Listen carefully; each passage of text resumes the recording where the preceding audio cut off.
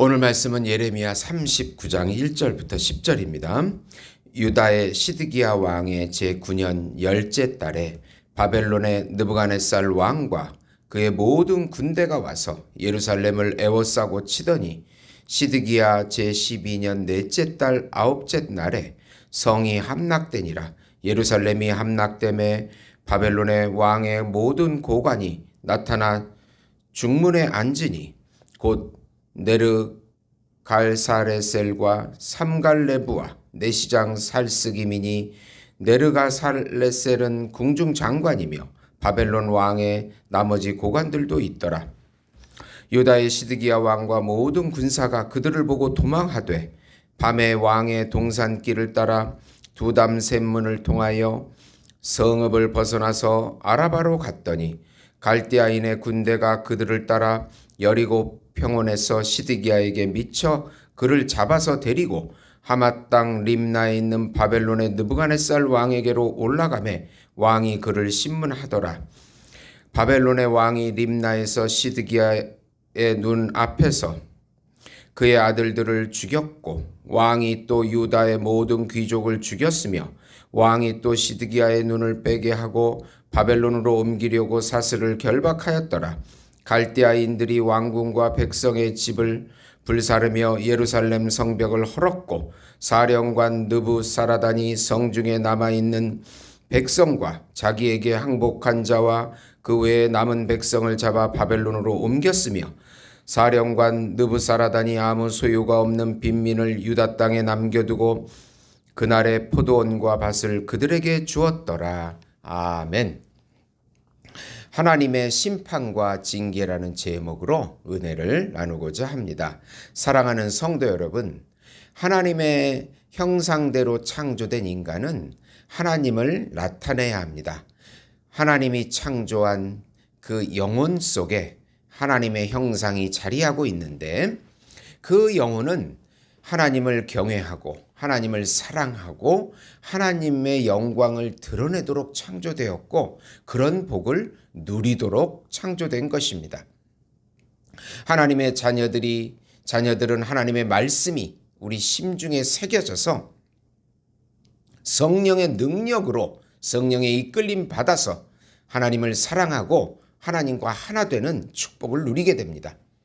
그런데 하나님의 말씀을 계속 거부하고 불순종하고 타락하게 되면 하나님을 경외하지도 못하고 하나님을 두려워하지도 못하고 하나님을 사랑하지도 못하고 하나님의 영광을 드러내지 못합니다. 이런 상태가 계속되면 결국은 하나님의 심판과 징계가 임하게 되는 것입니다.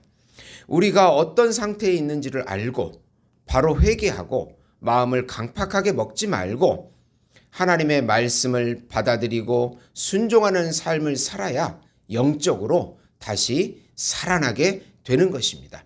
하나님의 심판이 있음을 알고 매 순간 하나님을 경외하라. 우선 하나님의 때가 되면 하나님의 심판이 반드시 임하게 됩니다. 드디어 하나님의 말씀대로 예루살렘은 시드기야 제11년 BC 586년에 또 4월 9일 바벨론 군대에 의해 포위된 지 18개월 만에 함락되게 됩니다. 북이스라엘은 아수르에 망하게 되었고 드디어 유다도 바벨론에 망하는 수치의 역사를 볼 수 있습니다.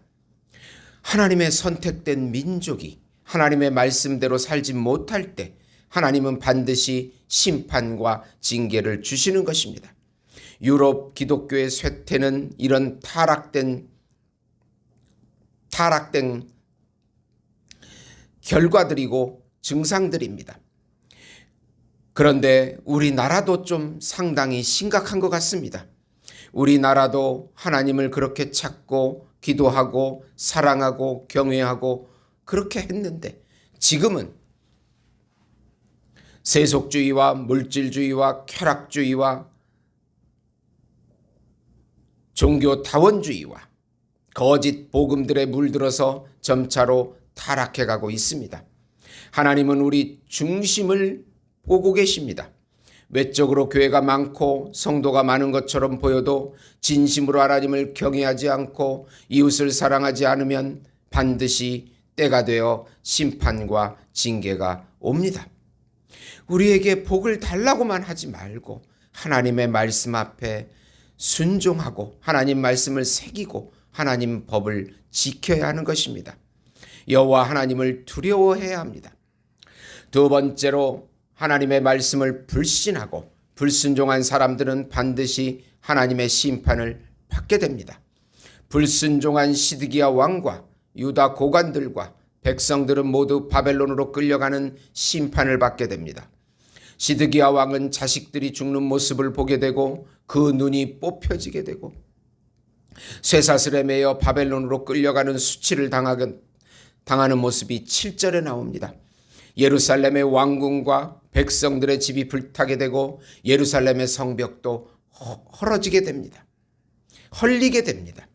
오히려 가난한 빈민들을 유다 땅에 남겨두고 포도원과 밭을 경작하게 합니다. 하나님의 말씀을 경히 여기고 자기 마음대로 살아간 사람들의 최후를 우리는 이스라엘 역사 가운데 보게 됩니다.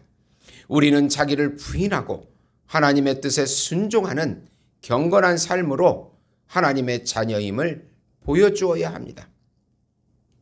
매 순간 하나님의 형상을 닮아가서 하나님의 영광을 드러내는 것이, 하나님을 사랑하는 것이, 하나님을 경외하는 것이, 그런 삶의 열매를 보여주는 것이 우리 삶의 목적입니다.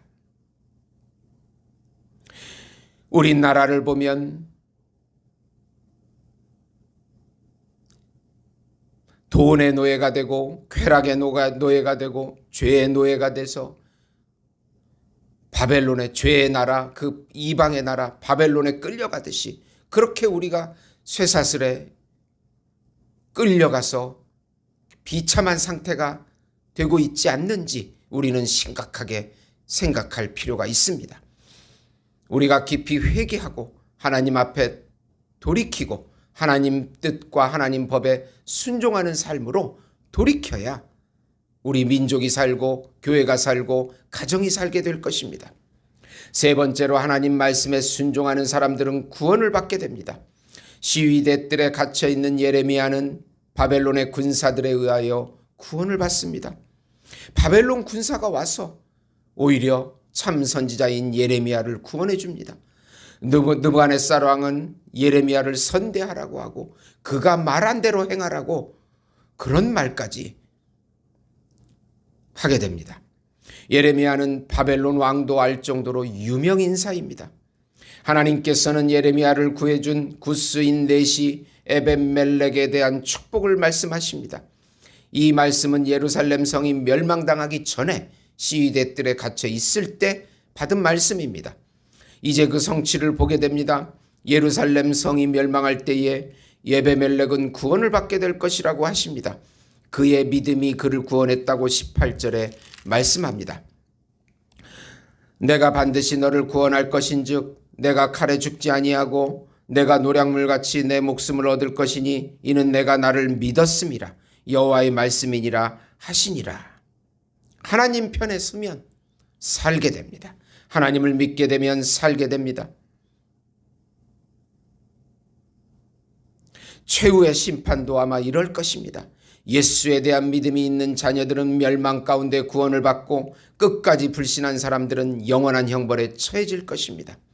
하나님을 사랑하는 남은 자, 이 당시에는 예레미야와 에베멜렉 그리고 소수의 백성들이었을 것입니다. 하나님의 말씀에 순종하는 남은 자, 하나님을 진실로 믿는 자, 예수님을 진실로 사랑하는 자, 그의 말씀에 순종하는 자, 그를 경외하는 자, 그가 참 하나님의 자녀이며 구원받을 자녀들입니다. 요한일서 1장 15절에서 17절 보시면 이 세상이나 세상에 있는 것들을 사랑하지 말라. 누구든지 세상을 사랑하면 하나님의 사랑이 그 안에 있지 아니하니 이는 세상에 있는 모든 것이 육신의 정욕과 안목의 정욕과 이생의 자랑이니 다 아버지께로부터 온 것이 아니요 세상으로부터 온 것이라. 이 세상도 그 정욕도 지나가되 오직 하나님의 뜻을 행하는 자는 영원히 거하느니라.